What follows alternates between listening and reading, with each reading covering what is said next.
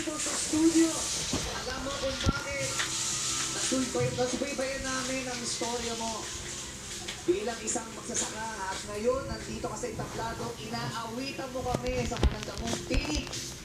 Alam mo talaga sinabi niya yung pangarap ko na hindi niya makukutya.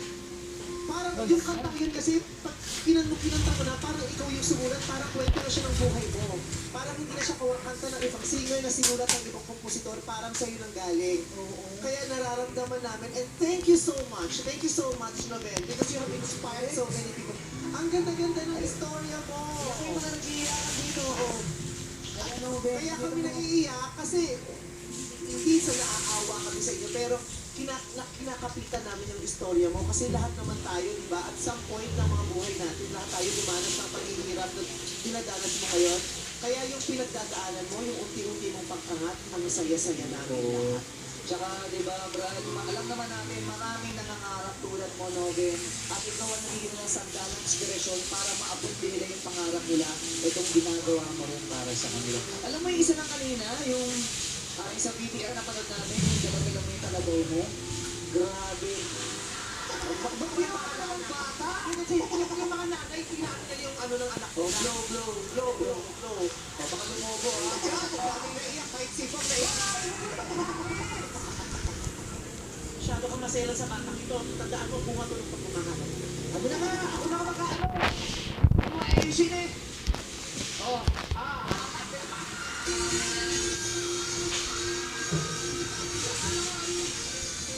Tinupakan mo ako para mapangalan. Pero, mahal ko itong bata. Pinapasaya ka lang namin, ha, Noven? alam mo, ang daming nanonood ngayon, for sure, na pinapakita ng istorya mo ang nagdadasal sa ating tagumpay na naranasan mo ngayon at mapunta rin sa kanilang lahat. Diba? Tapos kanina, parang hindi niya tayo mapansin kasi parang, ano yung nervous ka ba sobra kanina? Pinipigilan ko kung hindi man. Bakit ka ngayon? Kasi araw-araw mo nang kumakanta rito, may mga kinakanta ka na mga nakakayak din malulungkot. Bakit ngayon ganyan ang emosyon mo?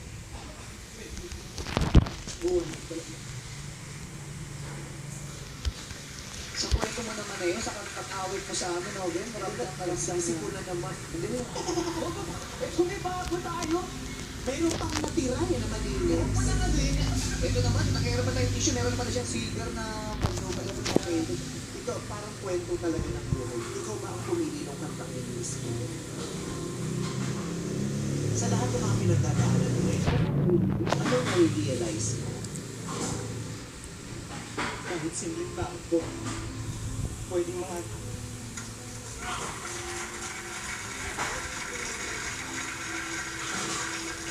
Okay, mga hurado, napapayak sa'yo, Noven. At saka ano nito hindi lang ito nakaka-inspire sa mga katulad niya, di ba? Nagbibigay nito ng babala sa mga nasa itaas na. Na kung hindi mo huhusayan at hindi mo aalagaan yung sitwasyon mo at yung posisyon mo, anytime pwede kang silapin ng mga nasa baba na may mahuhusay na talentong tulad ni Dote. Tama. Kaya huwag kang pakakasiguro kasi hindi habang buhay nasa ilalim ka, aangat yan. At hindi lahat ng nasa taas at mananatili sa taas, bumababa yan. And we are so happy na lahat kami ay nasasaksihan namin itong magaganda na nangyayari. So, maraming salamat. Pogi mo pa naman ngayon, Noven, oh. Kung meron isang tao na gusto mong sabihin salamat ngayong oras na to, sino? ang mga magulang ko, hindi ko nila ako ginawa, wala ako ngayon dito. Pero siya ang tatay mo. Hindi naman ako kawasan dahil kasi gusto ko lang linawin, wala ako akong mga magulang. Ayun yung tatay. Nasa yung tatay. Ayun si tatay.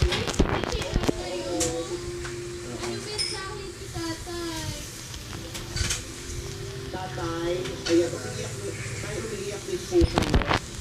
At aminin mo na lang, bisayain mo na. Tanong ko sa kanya, so, ano pong nararamdaman niya ngayon? Kasi i-translate mo na lang sa akin. Tay, ano yung chiwara nararamdaman niya? Sabi na iintindihan eh. Hindi lahat. Yung Tagalog na. Which you must mawin kayo ng proclame. Ano, itindihan niyo po tayo? Ano ching sa botch niyo o Chi tay? Ano yung ching nararamdaman niyo ngayon, Chi? Sabi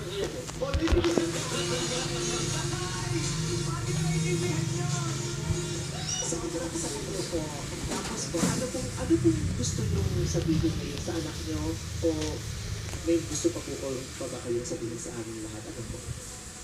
Salamat ko sa iyo na narating natin yung ganito. Naninindigan ka tayo na sana ay sana po malayo kong oras.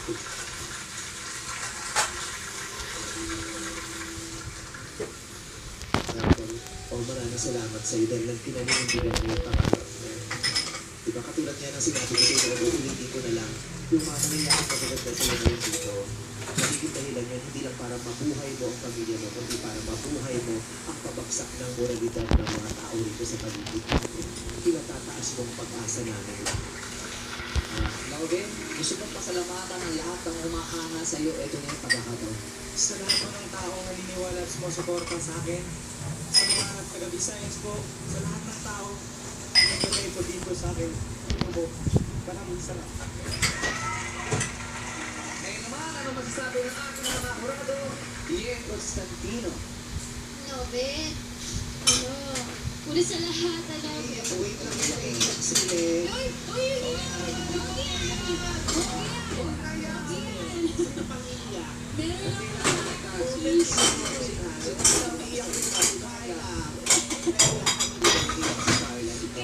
kanina. Gusto ko lang sabihin una na masaya kami na nakita namin yung ang pogi-pogi mo talaga ngayon. Sobrang Ito na nilihintay ng destiny ko. Diba, dito yung karaban mo, Andiyan ba? Dito din po yung taong papanagutan yung pag pinagbubuntis. Sino? Dito ko po. Hindi ko makakabuti sa akin, ikaw na, be! Pinakasa sa dito. Sa manang gali, pakinggan ko na natin, sige. Totoo yung sinabi ko kanina na yung inawit mo ay kwento ng buhay mo. At talagang damang-dama namin. Itong performance mo na to ngayong araw, iyan ang pinaka-may pusong performance na narinig ko from you. And through that performance, naniniwala ako na mayroong ilan at maraming taong nagbago ang buhay. Naniniwala ko dahil isa ako doon.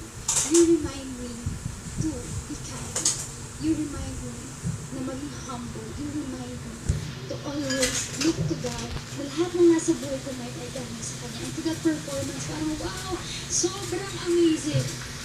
Iyon yung kapangyarihan mo, Novinet. Huwag na huwag mong bibitawan. Yung puso mo. At pinakapit ka ng speech. Yung ikaw ang ability mo. Yung innocence mo kung ito-perform ka. Nang humihito sa puso namin. Sobra akong blown away. Hindi lang yung pera ko dahil masarap ang pakinggan. Pero masarap yung naramdaman ko.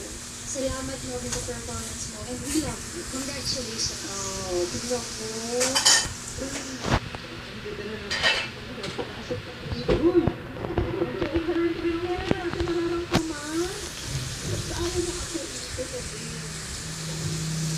Mapagdag niya sa'yo eh. Sana dito na yung girlfriend mo. Kung nabalak ka mo, dinala mo na lang. Masama tingin sa'yo, Mike. Ano pangalan niya? Steve. Ha? May? May? May? Mami, ano? May? Grabe. Alam mo, May! Saan na, May? May nga! May! May! May! Sa kanya na galing joke ako ba yan? Sabi na kasi, May! May, nakita mo yung spelling? M-A-E, o di May?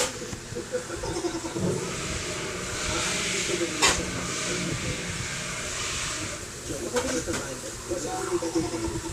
Kasi dito kasi. Dito na kasi ako, ano, pangalak ko na ba? Warning ito. Warning na kasi joke. Atin na ito. Ay, tayo, skip na tayo. Punta kayo, si tatay. Punta kayo. Ano gusto mo sabihin ngayon? May. May ba? May. May. May. Performance mo yung binigay ni Lord Glenn. Ano gusto mo sabihin? Napakagaling mo, sobra-sobra. Galingan mo na ito, patuloy mo na yan. Nandito lang kami na. Huwag kang aalis dyan hanggang bukas ha. Sabi ko, hindi ko lang yun kasi tumawid sa labas. Hindi ko ulit sila syempre. Hindi bukas wala pa showtime eh. Siya, ano?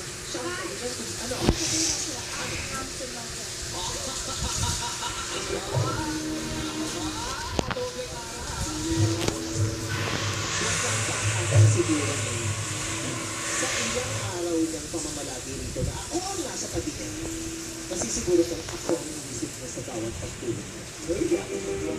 Ayun,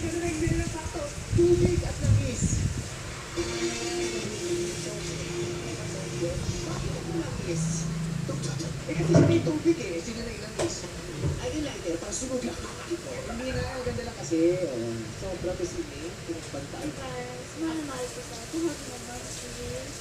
Ha? Matapos mong agawin ng nila, kung pinakababang pa ako. Halika rito, halika! Ayan, para peace na kayo. Tatay, kinikilig si tatay.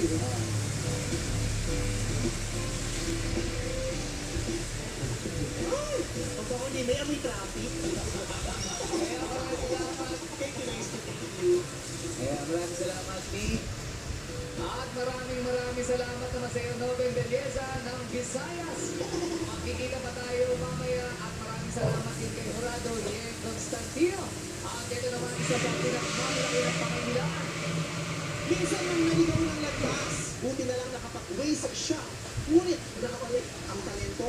Ngayon ay ipamamalas ang kwento ng buhay ng banat viewers sa ng baklaran amin ng ilalabas.